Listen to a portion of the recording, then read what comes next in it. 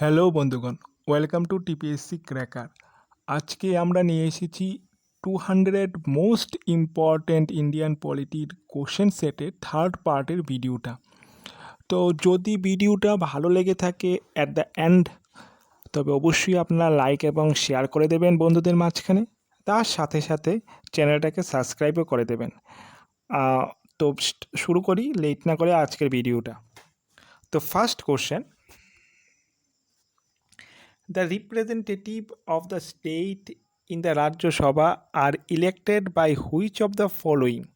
Representative of the state. So option number B, elected member of the state legislative assembly. তো একটা important question এখানে রয়েছে যে representative of the state of Rajya Sabha.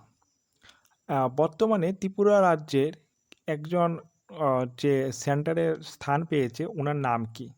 তো প্রতিমা ভৌমিকের নামটা আপনারা মনে রাখার চেষ্টা করবেন। Next question, how many number of members are nominated by the president in Rajya Sabha? তো অ্যান্সারটা তো 12। বাট আরেকটা কোশ্চেন আপনাদের মনে রাখতে হবে সাথে সাথে, যেটা হলো লোকসভাতে কতজনকে নমিনেট করতে পারে? লোকসভাতে দুজনকে নমিনেট করতে পারে। প্রেসিডেন্ট লোকসভাতে দুজনকে নমিনেট করতে পারে, আর রাজ্যসভাতে 12 জনকে নমিনেট করতে পারে। তো next question, election in India for parliamentary and state legislature are conducted by, দেখুন পার্লামেন্টে বা স্টেট লেজিসলেচারে যে ইলেকশনটা হয়ে থাকে সেটা কন্ডাক্ট করে ইলেকশন কমিশন, এটা সবাই জানে। কিন্তু এখানে একটা ট্রিক আছে, যদি পঞ্চায়েত আসে দেন অপশনটা এরকম হবে election commission of the state. কিন্তু এখানে যেহেতু পার্লামেন্ট সেন্টারের কথা বলা হয়েছে, তাই ইলেকশন কমিশন অফ ইন্ডিয়া। কোশ্চেনটা পঞ্চায়েত বলেও আসতে পারে, এক্সামে এসেছে এরকম কোশ্চেন। পঞ্চায়েত দিয়ে যদি আসে, আমি বারবার বলছি, then election commission of state হবে। Okay, next question, which article in the constitution give provision of the for the electoral system in our country? তো ইলেকশন কমিশন নিয়ে আর্টিকেল 324 টু 329 বলা হয়েছে। ওকে, এই আর্টিকেলগুলি আমার 324, 325, 6, 7, 8, 9 এগুলি ইলেকশন কমিশনকে নিয়ে বলা হয়েছে। কোশ্চেনটা এরকম একটা কোশ্চেন ইম্পর্ট্যান্ট আসে যে ইলেকশন কমিশনারের এস্টাবলিশমেন্ট বা ইলেকশন কমিশনার তৈরি করতে হবে, এটা কোন আর্টিকেলে বলা হয়েছিল? তো এটা আর্টিকেল 324 বলা হয়েছে। Okay, then next question, the election of লোকসভার ইলেকশন এভরি আফটার 5 ইয়ার হয়ে থাকে, আর রাজ্যসভা একজন পার্সন যখন নমিনেট করা হয় তখন তার সময়সীমা হলো 6 বছর, রাজ্যসভাতে হলো 6 বছর। আচ্ছা, next question, what is the maximum allowed duration between the last session of the dissolved Lok Sabha and the recalling of the Lok Sabha? এটা 6 মান্থ, ম্যাক্সিমাম 6 মান্থের জন্য হয়ে থাকে। Next, president rule can be imposed initially for a minimum duration of, president rule কোনো স্টেটে যদি implement করা হয় তবে মিনিমাম ডিউরেশন অফ 6 মান্থ হয়ে থাকে।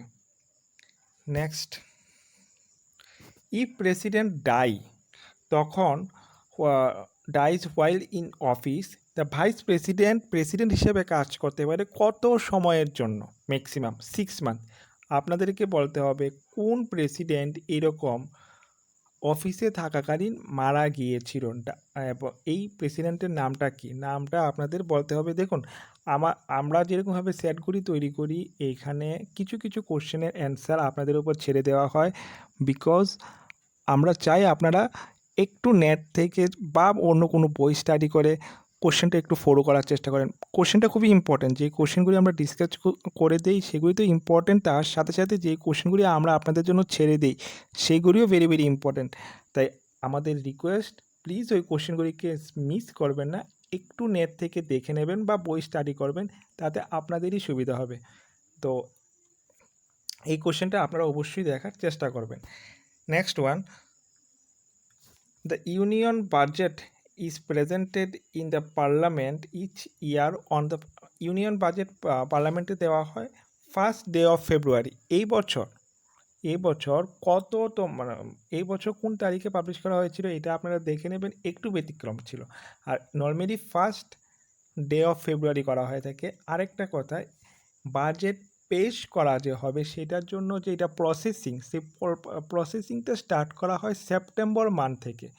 ফর সে 2021-এর বাজেট পেশ করবে, এটা 2020 সেপ্টেম্বর থেকেই বাজেট পেশ করার কার্যকারিতাটা শুরু করে দেওয়া হয় ফাইন্যান্স কমিশন দ্বারা।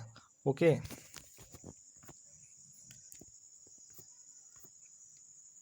Next question, what is the maximum number of member allowed for a state legislative assembly? Maximum number 500। আপনাদের জন্য মিনিমাম নাম্বার কত সেটা আপনাদের বলতে হবে। ম্যাক্সিমাম নাম্বার আমরা বলে দিয়েছি, মিনিমাম নাম্বারটা কত সেটা আপনাদেরকে বলতে হবে। ওকে, দেখে নেবেন। মিনিমাম নাম্বার থাকে একটা, ইম্পর্টেন্ট, খুবই important. Who was the president of India at the time of emergency? 1975-এ প্রেসিডেন্ট ছিল ফারুকুদ্দিন আলী আহমদ। 1975-এ, খুবই ইম্পর্টেন্ট, ফারুকুদ্দিন আলী আহমদ। কিছু কিছু প্রেসিডেন্ট রয়েছে যাদের নামগুলি আপনাদের মনে রাখতে হবে, জেল সিং, ভিবি গিরি, ফারুকুদ্দিন আহমেদ। হ্যাঁ, এর মধ্যে একটা কোশ্চেন মনে রাখবেন, প্রেসিডেন্টের অনেকগুলি ভেটো পাওয়ার থাকে, তো পকেট ভেটো একটা রয়েছে। সে পকেট ভেটোটা এখন পর্যন্ত একবারই ইউজ করেছে একজন প্রেসিডেন্ট। ইয়ারটা আমি বলে দিচ্ছি, অ্যারাউন্ড 1986-87। ওই প্রেসিডেন্টের নামটা আপনারা দেখে নেবেন। ওকে, আমি বলবো না, এটা নামটা আপনারা খুঁজে বের করবেন।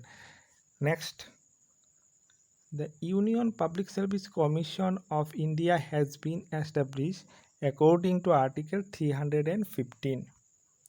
Next question, the national human right commission national human right commission 1993-তে ফর্ম হয়েছিল ন্যাশনাল হিউম্যান রাইট কমিশন, এবং এটা একটা অটোনোমাস বডি, এবং এটা the chairperson of national human right commission এটা হলো chief justice of supreme court. Okay, supreme কোর্টের চিফ জাস্টিস হয়ে থাকে।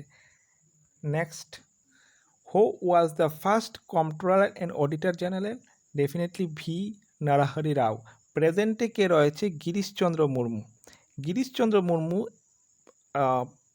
কম্পট্রোলার অ্যান্ড অডিটর জেনারেল হওয়ার পূর্বে কি ছিল?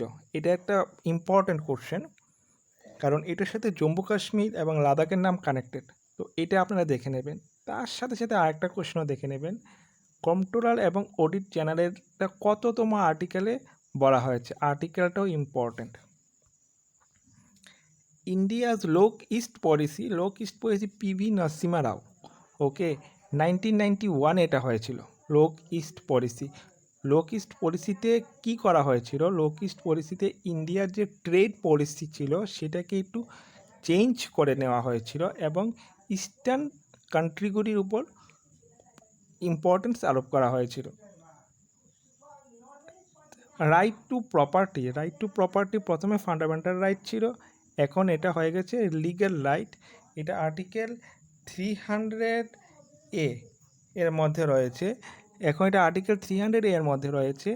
ফান্ডামেন্টাল রাইট প্রথমে ছিল, তখন এটা আর্টিকেল 31-এ ছিল। নেক্সট হলো zero hour.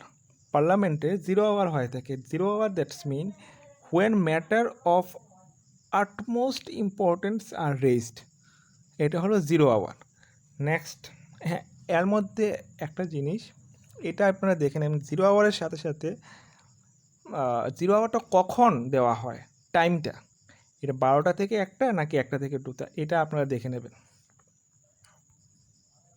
Which article provide the provision of prime minister as a head of union cabinet?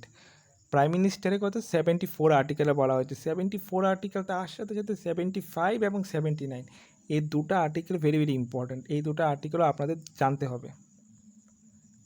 How many hours before actual polling the election campaign has to stop in our country 48 hours. টাইমটা মনে রাখবেন 48 hours. What is the minimum strength of state legislative assembly? যেটা already আপনাদেরকে দিয়েছিলাম, এটা এখানে already question দেওয়া হয়ে গেছে, তো আমাদের টিম অলরেডি এটা প্লেস করেছিল 60। এখন আপনাদের আরেকটা কথা মনে রাখতে হবে, তবে স্টেট লেজিসলেটিভ কাউন্সিলের মিনিমাম কত হয়ে থাকে এটা আমি বলে দিচ্ছি, 40 হয়ে থাকে। যাই হোক, স্টেট লেজিসলেটিভ অ্যাসেম্বলির 60, স্টেট লেজিসলেটিভ কাউন্সিলের 40। এখন আরেকটা কথা আপনাদের মনে রাখতে হবে, কোন স্টেটগুলিতে স্টেট লেজিসলেটিভ কাউন্সিল রয়েছে। সব স্টেটে নেই, পার্টিকুলারলি কিছু স্টেট, 5টা স্টেটে রয়েছে। সেই স্টেটগুলির নাম কি? এর মধ্যে একটা ইম্পর্ট্যান্ট কথা, এই যে কোশ্চেনটা বললাম, স্টেট লেজিসলেটিভ কাউন্সিল প্রথমে জম্মু কাশ্মীরের ছিল, কিন্তু জম্মু কাশ্মীর এখন চেঞ্জ হয়ে গেছে। জম্মু কাশ্মীর এখন আর স্টেট নেই, এটা এখন ইউনিয়ন টেরিটরি আন্ডারভুক্ত হয়েছে। সো এটা you need to take care of all of this thing. What is strength of জাজ in supreme court? Definitely chief justice and 30 other জাজেস। What is the custodian of the Constitution of India? The Supreme Court of India. Custodian K?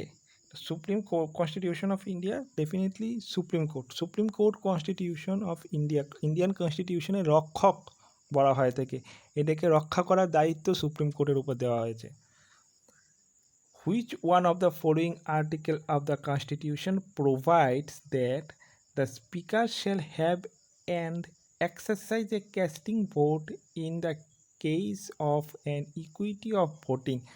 100, article 100। অর্থাৎ normally speaker কোনো vote দেয় না, but যদি এরকম situation create হয় যখন কোনো দলই প্রায়োরিটি পায় না, তখন স্পিকার এক ভোট দিয়ে এক ফাইনাল দলকে নিযুক্ত করে। তো ওই যে স্পিকারের সেই ক্ষমতা, সেই ভোটটাকে বলা হয় ক্যাস্টিং ভোট। কথাটা আশা করি বোঝাতে পেরেছি। নর্মালি স্পিকার ভোট দেয় না, কিন্তু যদি ফাইনালি প্রায়োরিটি বেসিস কোনো দলের নির্বাচন পসিবল না হয়, ইকুয়াল থাকে সব দল ভোটে, তখন স্পিকার ভোট দেয় এবং সেই ভোটটাকে ক্যাস্টিং ভোট বলা হয়, এবং সেটা আর্টিকেল 100-এ পড়া হয়েছে। The provision of the joint sitting of the Lok Sabha and Rajya Sabha under President is provided by the Article 108. Joint সিটিংয়ের কথা বলা হয়েছে, এটা 100 এবং 8 আর্টিকেলে। নেক্সট হলো, who is consider as a radical humanist? MN. Roy. Though which Constitution Amendment Act reservation of student belong to SC, ST, OBC in admission to private unaided educational institution is provided? ST, SC এবং ওবিসির জন্য reservation specially educational ইনস্টিটিউশনে, এটা 2005-এ 93rd অ্যামেন্ডমেন্টের মাধ্যমে বলা হয়েছিল। কোশ্চেনটা আরেকটা জিনিস মনে রাখতে হবে, এটা কততম আর্টিকেলে এখন ইনক্লুড করা হয়েছে এটা আপনাদের দেখতে হবে। 28 to 32-র মধ্যে আছে, এটা আপনারা বের করে নেবেন। The 3 list, union list, definitely 3টে লিস্ট থাকে, ইউনিয়ন লিস্ট, স্টেট লিস্ট এবং কনকারেন্ট লিস্ট। এটা কততম শিডিউলে মেনশন করা হয়েছে? 7th schedule. তার সাথে সাথে আপনাদের মনে রাখতে হবে ইউনিয়ন লিস্টে কতগুলি সাবজেক্ট রয়েছে, স্টেট লিস্টে কতগুলি সাবজেক্ট রয়েছে, কনকারেন্ট লিস্টে কতগুলি সাবজেক্ট রয়েছে। তার মধ্যে ইম্পর্ট্যান্ট পেট্রোল, এটা কততম, কোন কিসের অন্তর্ভুক্ত? Union list, state list or concurrent list? এই দুটা কোশ্চেন আপনাদের দেখে নিতে হবে। এর মধ্যে একটা কনফিউশন আছে, তাই আমি একটা জিনিস বলে দিচ্ছি। ইউনিয়ন লিস্ট যদি বলে কতগুলি সাবজেক্ট রয়েছে, আপনারা ইনিশিয়ালি 97 লিখবেন যদি অপশানে থাকে। যদি অপশানে 100 থাকে দেন 100 লিখবেন। বেসিক্যালি অর ইনিশিয়ালি 97 ছিল, এখন এটা 100 বলা হয়। তো অপশনটা ম্যাটার করে এখানে এক্সামে। Which one of the following article empower the president to nominate 2 Anglo Indian to the Lok Sabha? 2 Anglo Indian লোকসভাতে নিযুক্ত করা হবে, রাজ্যসভাতে 12 জন। এখন কোশ্চেনটা হলো যে এটা কততম আর্টিকেলে বলা হয়েছে? আর্টিকেল 331। নর্থ সীমা কমিটি এটা ব্যাংকিং স্ট্রাকচার রিফর্মের কথা বলে। সাথে সাথে আরও কিছু কমিটির কথা আপনাদের মনে রাখতে হবে। সরাং সিং কমিটি, দেন নাবার্ড ব্যাংকটা কোন কমিটির সাথে কানেক্টেড, আর নাবার্ড ব্যাংকটা কোন কমিটি থেকে এসেছিল? নাবার্ডের নাম আশা করি আপনারা শুনেছেন, 1981 হয়েছিল। ওই সময় কোন কমিটির দ্বারা নাবার্ডটা এস্টাবলিশ হয়েছে, এটাও ভেরি ভেরি ইম্পর্টেন্ট, এটাও আপনারা দেখে নেবেন, আমি বলে দিচ্ছি না। স্টিল যদি আপনারা না ফাইন্ড আউট করতে পারেন, আপনাদের কনফিউশন থাকে, দেন আমাদের হোয়াটসঅ্যাপ নাম্বার আর কমেন্ট সেকশনে কমেন্ট করে দেবেন, আমি অ্যান্সারটা বলে দেবো। Jewel of the Indian constitution article 32কে বলা হয়। সেম একইভাবে আর্টিকেল 32কে doctor B R. Ambedkar heart and soul of Indian কনস্টিটিউশনও বলেছে। Next question, the first hand written Indian constitution was signed by 284 member.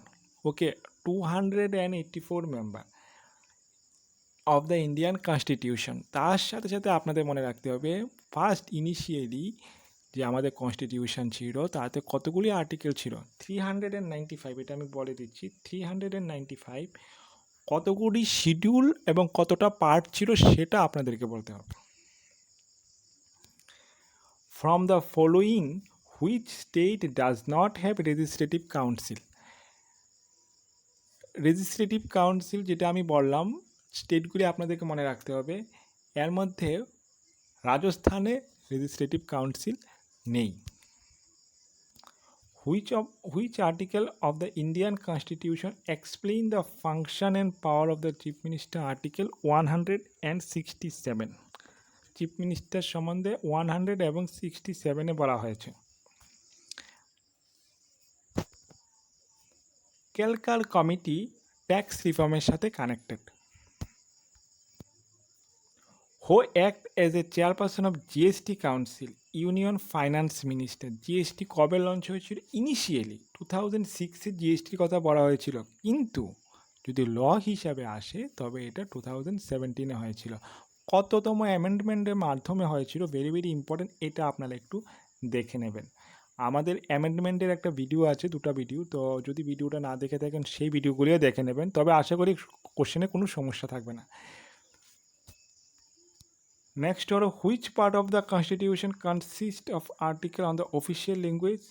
Official ল্যাঙ্গুয়েজের কথা বলা হয়েছে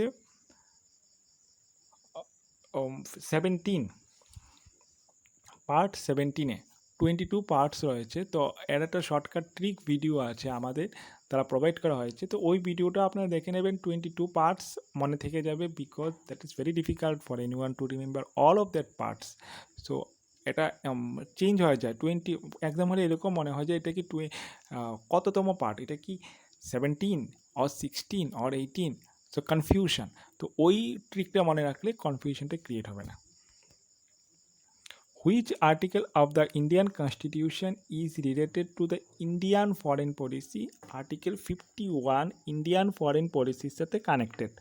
তারপর হলো who was the only independent candidate to win election? এটা হলো ভিবি গিরি।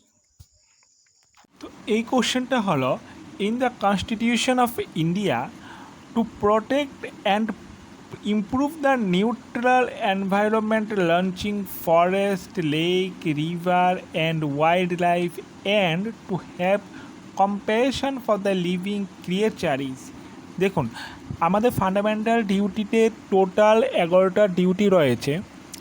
তো out of that 11 duty national মনুমেন্টগুলিকে প্রোটেক্ট করা, ন্যাশনাল মনুমেন্টের মধ্যে, এবং নেচারকে প্রোটেক্ট করা, এটাও আমাদের একটা ফান্ডামেন্টাল ডিউটি। নেচারকে প্রোটেক্ট করাটাই এখানে বোঝানো হয়েছে, forest, lake, river and wild life area. তো ডেফিনেটলি এটা একটা ফান্ডামেন্টাল ডিউটির অন্তর্গত হয়। ফান্ডামেন্টাল রাইটসগুলি অনেক রয়েছে, সেগুলি আমাদের একটা ভিডিও রয়েছে, ওইখানে আমরা ডিসকাস করেছি।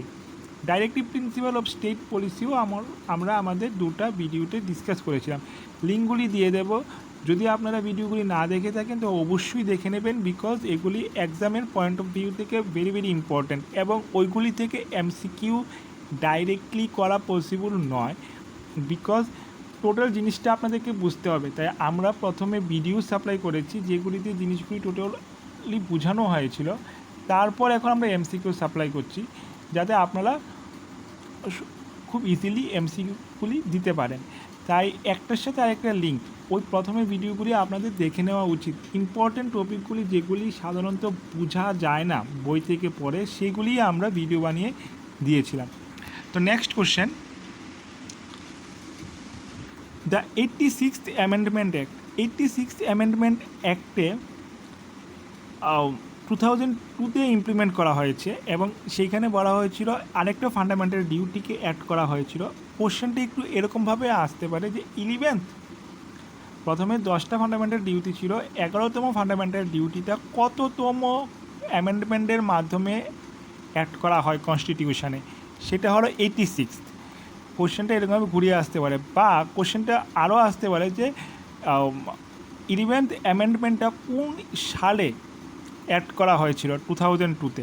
তো যে কোনোভাবেই কোশ্চেনটা আসুক, আপনাদের মনে রাখতে হবে 86 অ্যামেন্ডমেন্ট অ্যাক্ট অনুযায়ী education compulsory, primary education compulsory করা হয়েছিল, এবং 86 অ্যামেন্ডমেন্ট অ্যাক্টটা 2002-এ ইমপ্লিমেন্ট করা হয়েছিল।